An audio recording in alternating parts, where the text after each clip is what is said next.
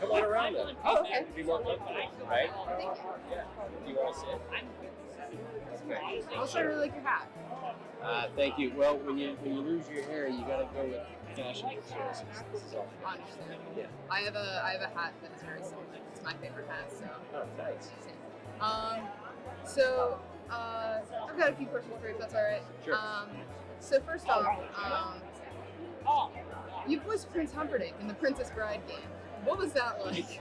You know what? I thank you for asking because no one's aware that I did. It's on my IMDb. And it was this little tiny game. I think it was like a 16-bit game or something. It was phenomenal, and I got to be in the game of one of the most amazing movies ever. I didn't think it would be as Prince Humperdinck, but it was just like all the other auditions I do. I do my best. I try to sound as much like the character they want me to voice match. So. Did it scare you at all? Because I know that Wallace Shawn, Mandy Patinkin, and Robin Wright were all in it as well. Were you afraid you weren't going to live up to expectations? They were in the game. Really? Yeah. So my Humperdinck is there with theirs. Yeah. Well, I had a little bit of experience with that because I did Viggo Mortensen for the Return of the King video game. Because he didn't, I guess at that point he was beyond doing the game. So I voice matched him. And most of the other cast did their own voices for them. So I was cool with it because I thought, all right, if the casting director and the director believe in me enough,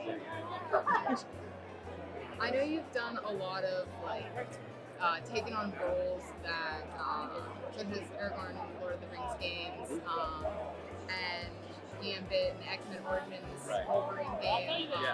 A lot of roles that are generally thought of about other actors. yeah, somebody else started. Yeah, what's that like?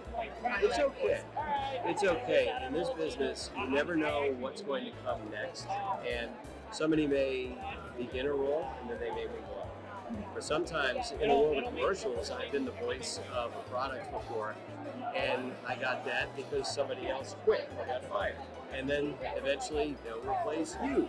Somebody else comes along. So there's this turnover that happens in voice acting more often than people think. And if you're their choice, then so be it. Just do the best you can with the character.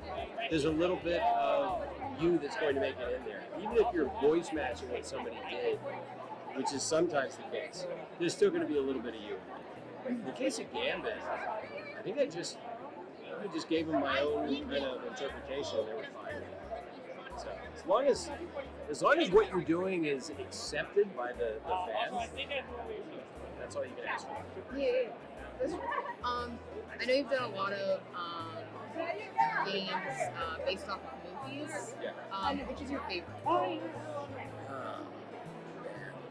I really did enjoy doing the Lord of the Rings one because I was a fan of The Hobbit. I read the movies as a kid. I had seen the movies, and they even flew me up to EA's headquarters when I recorded it. They wanted to make sure that they were happy with the accent I was doing and everything else. Got to see their facilities, so it felt like I was really involved. So when the game came out, I put it on the easiest setting, because I suck at video games. And I played it, and I wanted to hear, all right, is what I'm doing matching with the rest of the game? Is it working for me? So that one, I think I probably spent more time making sure that I was really doing my best getting it right. I always try to do my best, but that was such a high-profile project. That one is a special place. That's incredible. What's it like playing a game that you're voicing? Well, like with this guy here, Pathfinder, I've played the game a lot, Apex Legends, and after a while you get used to hearing your voice, and it just becomes white noise. And then you'll play for a while, and then suddenly you realize, oh my God, that was me. I said it. I said that 2 years ago in a recording booth, and then I did 2 or 3 takes of it, and just it reminds you that, wow, you really are in a cool business, but sometimes it's an odd feeling because you're hearing yourself talking to you. And you just get over it and you realize, yeah, it's fine. Yeah. Mm-hmm. And then just one more question. Because in my personal opinions, I think Lego games are, pretty Way up there? way up there. I mean, Yeah. they're just so fun. What's it like being in a Lego game? 2 Lego games, technically. Yeah, let's see. Well, you did the Lego Star Wars Connect, is it? Or which ones do you have then? I saw that you'd done the Lord of the Rings one and Batman. Okay, yeah. Those Star Wars Connect one, that might be a different game. Yeah. Well, I don't know if I played those games, but I played a Lego Jurassic Park with my son, and then I played a Lego Star Wars game with my son. So without seeing what I was doing, I was vicariously to my son enjoying how fun these games are. Like, I understand why you love the Lego games, because the graphics are amazing. The gameplay is usually really cool. It's pretty fluid, and they're funny. They're so funny. The little jokes they throw in there all the time. They'll take bits of the movie and throw it in and act them out. It's the silliest thing. So if I'm a teensy part of that, I'm thrilled. That's very. Sorry, I have no words other than cool. Apparently today. It was good. It was good. Thank you so much. It's my pleasure. Thank you. Right. Where are you guys gonna put this? I could signal boost you if you need to. I mean, if you'd like to, we are TV2, All Systems Go at Kent State University. Okay.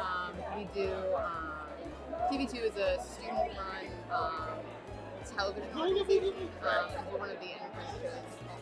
Gotcha. So you studying journalism, or not journalism, but broadcast, things like that? I'm personally actually studying acting. Okay. Because it's what you want to do. It's cool, because it's really cool. I want to be a voice actor personally. Yeah. And so I really like getting to hear people's experiences and all that. I studied broadcasting and telecommunication arts in college and all that. And yeah, same thing. I discovered acting in college.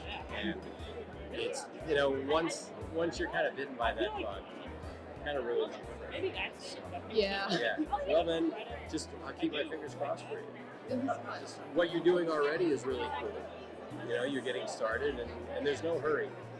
So yeah, if you love it, do it. Thank you so much. Yeah, and then one day you'll be sitting here, someone will be interviewing you. That would be insanely cool. Yeah, absolutely. Thank you. Well, I appreciate it. I appreciate it. Yeah, who else are you guys interviewing today? We interviewed Butch Maggie-Robinson, Butch Hartman, Mike McFarlane. Cool. Trying to get everyone you can? Yeah, we all have each of us has our own picks of who we want to interview. Gotcha. Well, Fred Tatasciore is here. He's down there somewhere. I don't know if he's here right now, but he's a good buddy of mine, and he's great. He's been in everything. Everything. So if you played it or watched it, chances are he worked on that too. So if you get a chance, you should ask him. But either way, I appreciate it. Thank you. All right. Have a great rest of the conference. You too. Appreciate it. Thank you.